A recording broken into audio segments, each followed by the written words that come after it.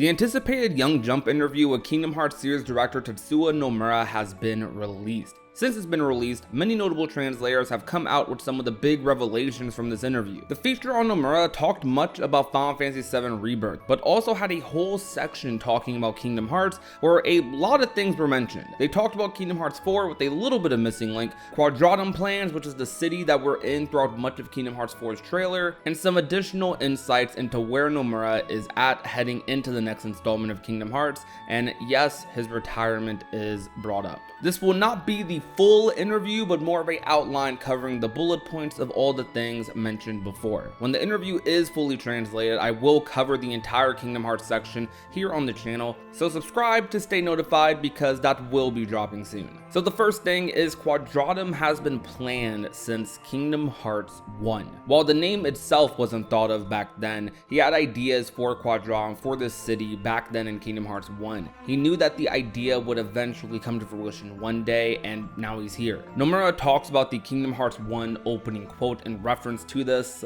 which is a quote we also hear Yozora say in Kingdom Hearts 3 Remind Secret episode. I can even add on to this myself and say that in the Kingdom Hearts 1 Ultimania, if you guys were around back then when I was covering those, Nomura did actually talk about how there was a deeper meaning behind those quotes, saying that someone else said them. Now at the time, a lot of people said that it was probably Mickey, but nowadays, well, we know who says it. I think sometimes people don't give Nomura enough credit when it comes to writing and his ideas. A lot of people like to criticize Kingdom Hearts story, talking about how things are made up as they go along, things don't make sense, and Nomura even admits himself that sometimes he does improvise. He does have to go back and remember things that he may be forgotten. But that's normal at this point because the Kingdom Hearts series has been going on for 22 years, and there's dozens of games. I think with any writer, you're going to have ideas, you're going to have concepts, you're going to have things that you want to do for your story, and as you start writing the story, things change, some things get removed, some things evolve and snowball into bigger things. That's a normal thing. Not every writer writes their story beginning to end and then publishes it. Some people write their stories in parts, some people write them in arcs, some people write them in sagas. I think this is something really cool to hear. Now the next thing I want to talk about is Nomura mentions how Kingdom Hearts 4 and Missing Link are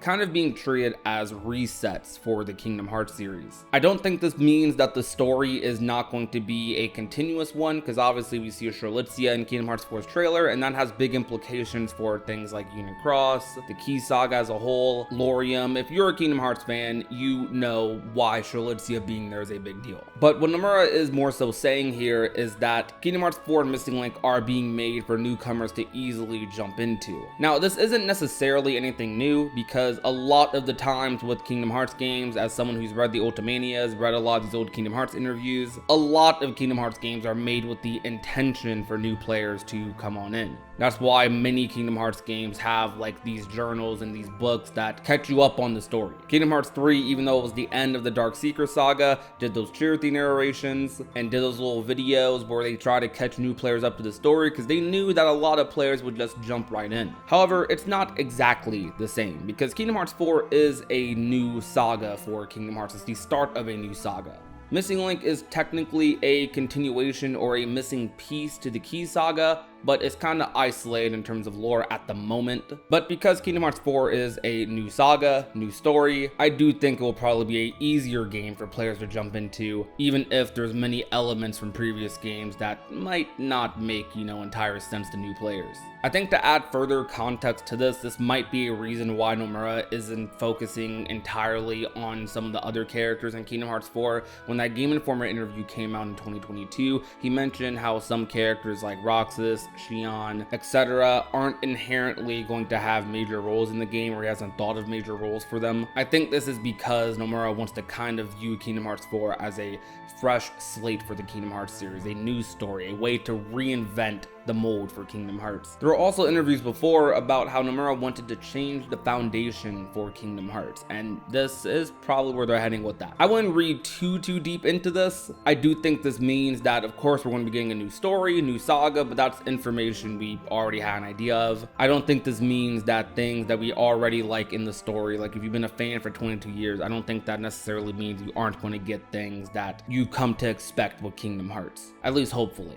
Now, the last thing that I wanted to talk about today, not with the intention of leaving it on a sour note, because I don't think this is entirely a sour thing. Nomura's retirement. Nomura mentioned that he's still deciding whether to retire before or after finishing the Kingdom Hearts series, and mentions that he planned on retiring in a few years. I don't think this is too surprising, but it is still like crazy to hear. Nomura is getting older. He's been in the gaming industry for an extremely long time. Nomura has been around since like some of the original Final Fantasy games before the PS1 era, and went from a programmer to an artist to a director, producer. Nomura has done a lot for Square Enix, and he is definitely like a core foundation of that company. And it's going to be different without him. The games are going to be different without him. As much as people like to criticize some Tetsuya Nomura games, Nomura knows how to make an experience and make an experience that connects with others.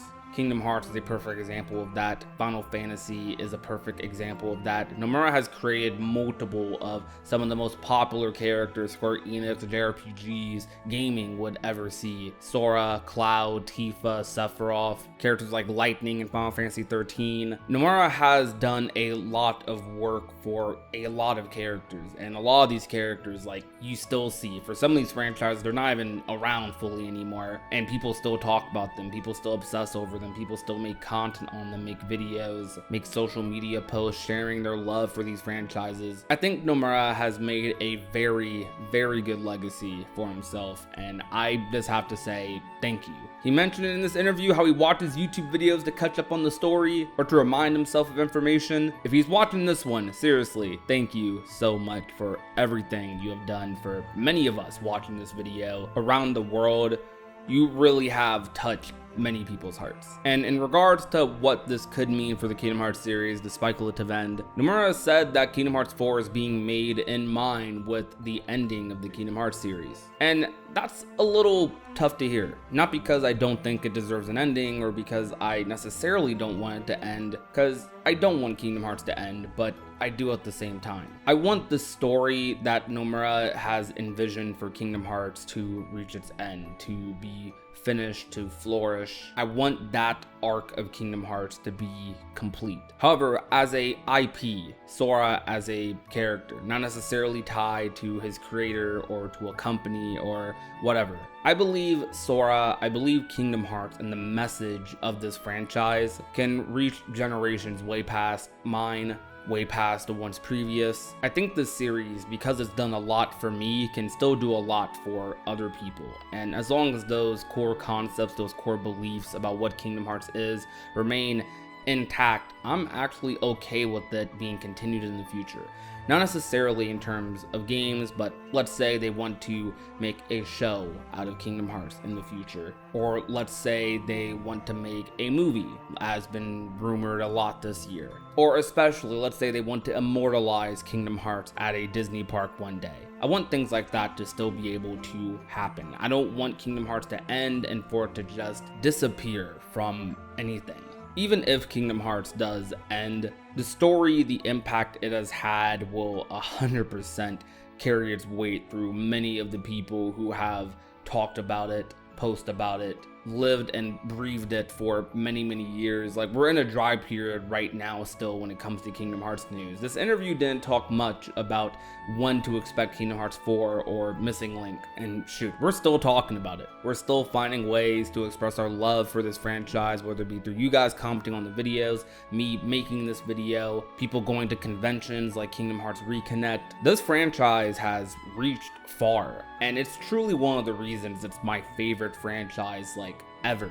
I've been a part of many communities, and not many are as passionate in the same way as the Kingdom Hearts community is. I truly do love being a Kingdom Hearts fan. I think I'll be one forever. But again, I just have to say thank you so much, Nomura, for everything that you've done for the franchise, for gaming as a whole. Those are some of the bullet points that I wanted to cover from today's interview. There is a lot more and a lot more things that we'll go into detail on when the full interview translation is out. which shouldn't be too long from now. Shoot, it might be tonight or tomorrow morning. I'll be covering it right here on this channel. Thank you guys so much for watching today's video. If you're watching this currently, there's a good chance that I'm live right now talking even more about this interview, so maybe go check that out on the channel. But until next time, guys, remember to be nice, be safe, and take care, everyone.